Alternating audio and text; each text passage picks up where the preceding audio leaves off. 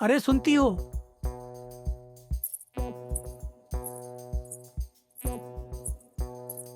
हाँ बोलो। अरे जरा मेरी धोती लाना। हाँ लाती हूँ, रुको। अरे देखो, इस धोती में कितने छेद है, नया ले लो। अरे नहीं, इतना पैसा नहीं है मेरे पास। अरे मैं दे देता हूँ पैसा। नहीं, खरीदने की कोई जरूरत नहीं है। मैं यह धोती के छेद सील देती हूँ। अरे किसके पीछे मुझे लगा दिया?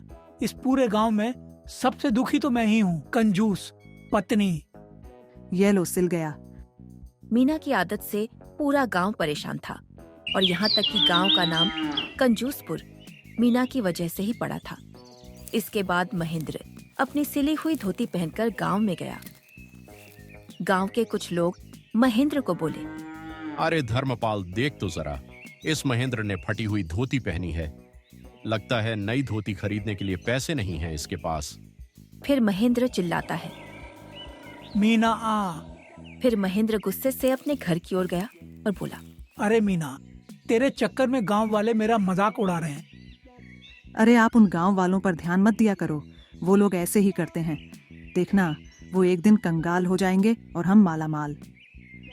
पता नहीं जब तक मैं बचूंगा कि नहीं। आपने कुछ बोला? नहीं तो। फिर महेंद्र अपने काम से बाहर चला गया और फिर मीना भी अपने घर के बाहर गई और आंगन में खड़ी हो गई। तभी रास्ते से मीना की मुंह बोली बहन ता जा रही थी। अरे बहन, सुनती हो? हाँ बोलो बहन। आज कैसे आना हुआ? अरे ऐसे ही रास्ते से गुजर रही थी। अरे बहन, मेरे घर में मेहमान आए हैं, थोड़ा सा चीनी दे दो। हाँ हाँ क्यों नहीं, चलो मेरे साथ मेरे घर।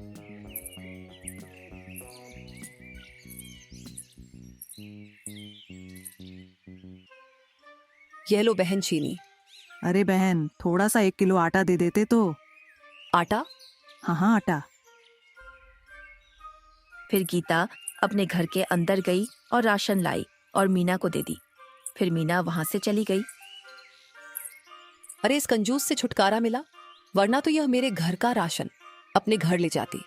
पता नहीं मैंने सुबह किसका मुंह देख लिया, कल मुंह ही।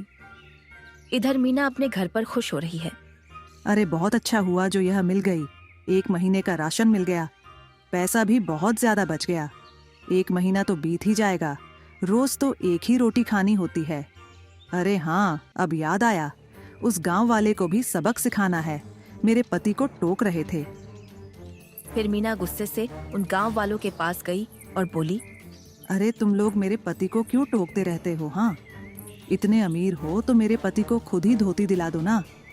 आइंदा मेरे पति को अब टोका ना तो खून चूस लूंगी। हाँ। फिर मीना वहां से अपने घर की ओर चली गई। दोपहर से शाम हो गई और महेंद्र अपना काम करके घर आया और बोला, अरे सुनती हो, जरा खाना लगाओ, मैं हाथ मुंह धोकर आता हूँ। आप आ गए? ज्यादा साबुन इस्तेमाल मत करना, वरना 1 महीना नहीं चलेगा। अरे साबुन के लिए कौन टोकता है? अरे क्यों ना टोकूं, पूरे 1 पैसे का है। हम अंबानी तो है नहीं जो 50 पैसे वाला साबुन इस्तेमाल करें। पता नहीं कब सुधरेगी। अगली सुबह महेंद्र अपने काम से बाहर चला गया। रास्ते पर जा रहा था, तभी उसको रास्ते पर 10 रुपए का नोट मिलता है।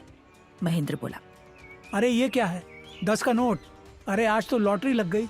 चलो अपनी पत्नी के लिए समोसे खरीद लेता हूँ, बहुत खुश हो जाएगी। ये सोचकर महेंद्र समोसे वाले की दुकान की ओर गया।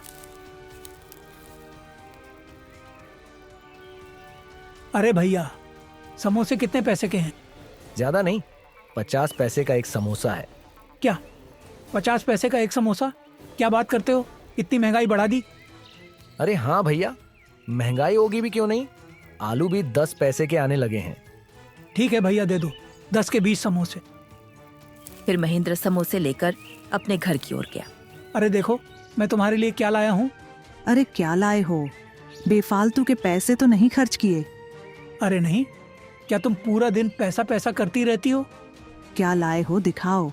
क्या तुम समोसा लाए हो? पैसे कहाँ से आए? देखो, मैं तुम्हारे लिए समोसे लाया हूँ। मुझे पैसे पड़े मिले 10 रुपए। क्या तुम 10 रुपए के 20 समोसे लाए हो? 10 रुपए से तो मैं 1 साल का राशन ले आती और तुम 20 समोसे लाए हो। मीना, महंगाई बहुत बढ़ गई है। महंगाई क्या बढ़ गई है। चलो मेरे साथ दुकानदार के पास। याद है ना, दुकान कहाँ थी? क्या मीना तुम भी इतनी सी बात को लेकर गुस्सा हो गई? क्या तुम्हें यह थोड़ी सी बात लग रही है? मैं कुछ नहीं जानती, चलो मेरे साथ दुकानदार के पास। महेंद्र और मीना उस दुकानदार के पास गए और मीना बोली, अरे भाई, ये क्या तुमने 10 के बस 20 ही समोसे दिए? हमारे जमाने में तो 10 के 50 समोसे मिलते थे।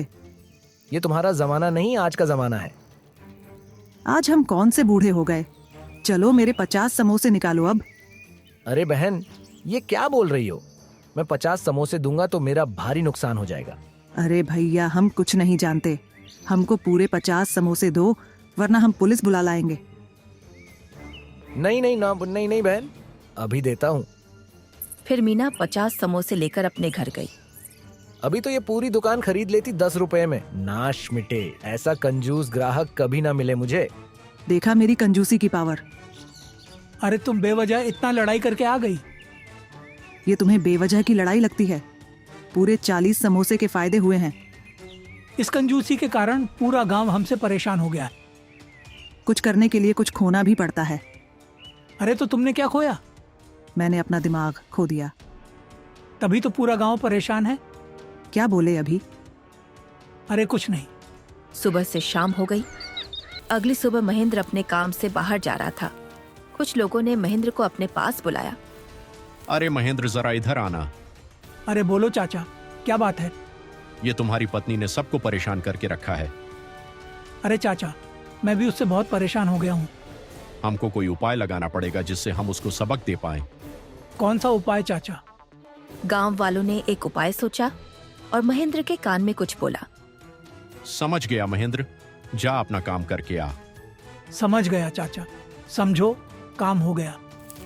महेंद्र अपना सारा काम छोड़कर अपने घर की ओर गया।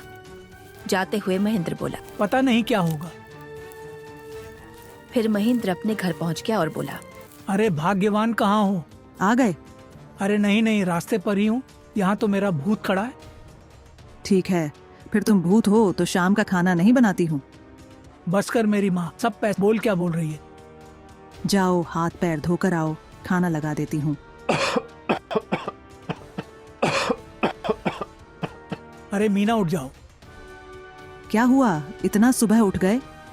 मुझे बहुत तेज खांसी हो रही है, मुझे दवाई लेनी है। अरे खांसी ही तो है, इतना पैसा क्यों वेस्ट करना? अरे खांसी बहुत तेज तेज हो रही है। सुबह से शाम हो गई। अरे अब तो उठ जाओ, शाम हो गई। अरे मीना, मैं उठने के लायक नहीं हूँ। क्यों? आपको तो बस खांसी ही तो आई थी। बड़ी बड़ी खांसी भी जिंदगी खराब कर देती है। आप भी कैसी कैसी बात कर रहे हो, कुछ नहीं होगा। कुछ दिन बीत गए। महेंद्र बहुत बीमार रहता और काम करने नहीं चाहता। अजी सुनते हो, घर में राशन नहीं बचा। अरे तो मैं क्या करूँ? अरे हम क्या खाएंगे? ये सब तुम्हारी गलती है। उस दिन मैंने जो बोला था मुझे दवाई लेनी है, तो तुमने मुझे सरकारी हॉस्पिटल भेज दिया था।